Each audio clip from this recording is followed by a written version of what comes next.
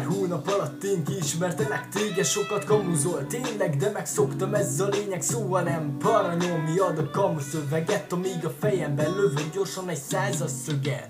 Tudom, hogy azt hiszed, megvezettetsz engem, de tévedsz, életem, a sok habit észrevettem.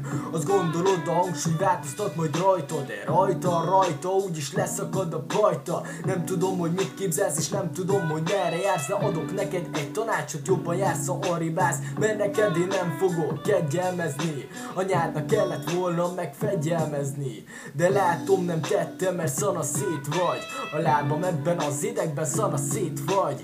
Kérlek szépen, ne idegesítsél tovább engem miattad, ma már egy marék nyugtatót bevettem. A falba verném a fejem, téged az se érdekelne, a vak beled nem nevetne, hanem énekelne. Persze én melyek veszélydelegve oda mennék hozzád, és olyan fejet vágnék, mint aki oda kozmált.